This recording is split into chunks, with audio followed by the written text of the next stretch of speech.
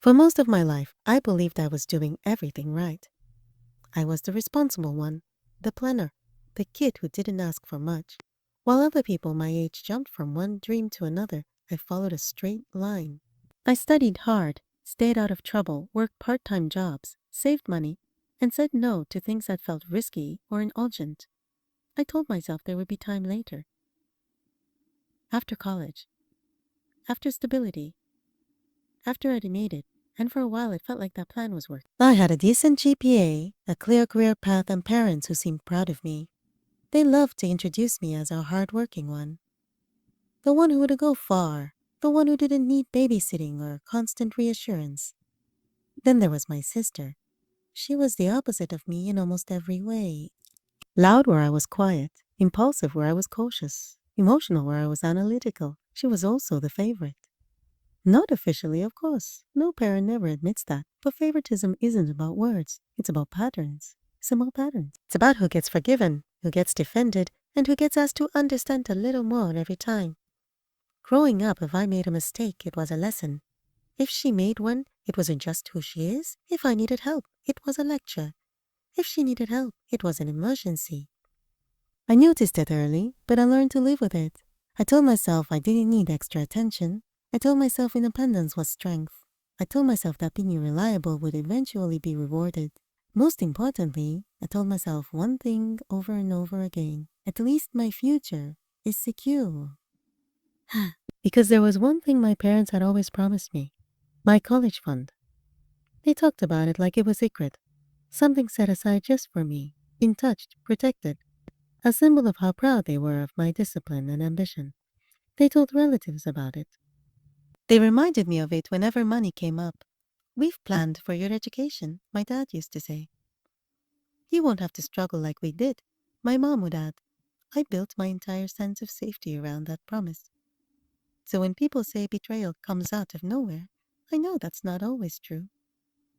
Sometimes betrayal comes wrapped in love.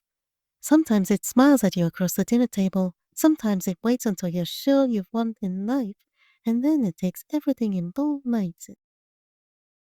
The night everything changed didn't feel special at first. I was sitting on my bed, laptop open, half working and half scrolling. It was late, the kind of late where your thoughts slow down and your guard is lower than usual. My phone buzzed on the nightstand. A notification. Family group chat. Family group chat. I almost ignored it. That chat was usually quiet. Holiday planning, random photos, my mom reminding everyone to drink water, like we were all still 10 years old. Nothing urgent ever happened there, but something made me pick up the phone. The first message I saw was from my aunt. "You can't believe how beautiful the wedding turned out. Worth every penny read." I frowned. Wedding? My sister had gotten engaged recently, yes, but a worth every penny sounded expensive. I scrolled up. That's when my stomach dropped. Photos filled the screen. A massive venue, crystal chandeliers. Designer flowers. A stage that looked like it belonged in a movie, not a family wedding. My sister in a custom dress that probably cost more than my car. Then I saw my dad's message. We wanted her day to be perfect. She deserves the best. My mom replied right after. And family always comes first. My fingers felt numb. I scrolled more. Someone else wrote, "You guys really went all out. I heard you used the college fund."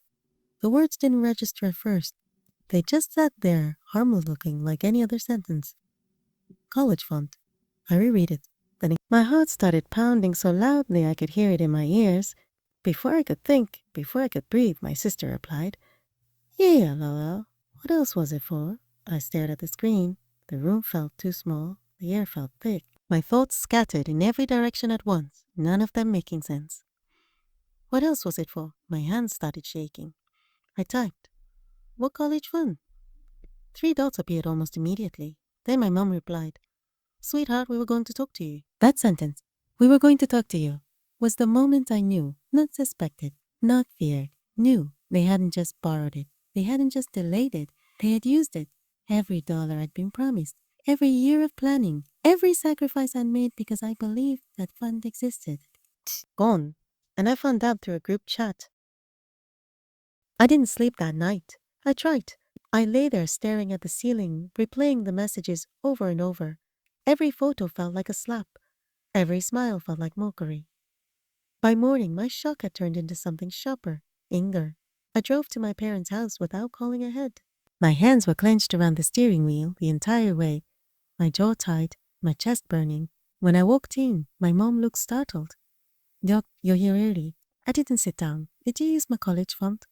The room went quiet. My dad cleared his throat. It's not your fund, he said carefully. It's not your fund, he said carefully. It was family money. I laughed. Not because it was funny, but because if I didn't laugh, I might scream. You told me for years it was for my education. My mom sighed like I was exhausting her. We did, and you got your education, didn't you? I stared at her. I'm still paying loans, I said. You worked 2 jobs. And you managed, my dad said quickly. That's something to be proud of. That wasn't the deal, I said. My voice was shaking now. You promised. Oh, we didn't promise. My mom interrupted. We said we'd help. And we did, in our way, Frey. I felt like the ground was shifting under my feet. You spent it on her wedding, I said. Without telling me, my sister walked in then, still glowing from her honeymoon phase, still wearing that effortless confidence she'd always had. Why are you making this such a big deal? She asked. I turned to her. Because it was my future. She rolled her eyes. I only get married once. The words hung in the air. That was the moment something broke inside me. What followed wasn't one conversation. It was weeks of it. Phone calls, text messages, family dinners where everything felt tense and fake. Every interaction felt like a negotiation where I was the only one expected to give something up. They all said the same things, just in different ways. You're strong. You'll bounce back. She needed this more than you. You should be happy for her. Well, money isn't everything. You don't want to tear the family apart, do you? Every time I tried to explain how deeply this hurt, they reframed it as selfishness. My pain became a character flaw. My boundaries became a drama. My grief became an inconvenience. My mom cried one night on the phone. I raised you better than this, she said. Family sacrifices for each other. I wanted to ask when they'd ever sacrifice for me, but I didn't, because I was still hoping. Hoping they'd realize how wrong this was. Hoping someone would say, we messed up. Hoping this was all some horrible misunderstanding. Instead, they doubled down. And slowly, painfully, I started to see the truth. The turning point didn't come with shouting. It came quietly. I was sitting alone in my apartment, surrounded by bills and loan statements, when I realized something. They weren't sorry. They were just surprised I wasn't okay with it. They expected me to absorb the loss like I always had. To be the responsible one, the understanding one, the one who doesn't rock the boat. That night I stopped replying. I didn't answer calls. I didn't defend myself. I didn't explain. I let the silence do what my words never could. And in that silence I felt something new. Relief. Weeks later, my parents asked to meet. This can't go on, my dad said. We need to talk like adults. We sat at the same table where so many of my sacrifices had been discussed as expectations. I need you to understand, my mom said, that we did what we thought was best. I nodded. And I need you to understand, I said calmly, that you chose her happiness over my future. They tried to interrupt. I didn't let them. You didn't ask. You didn't tell me. You didn't tell me. You didn't even warn me. You decided I would be okay with it because I always am. My sister crossed her arms. So what, you want me to apologize for my wedding?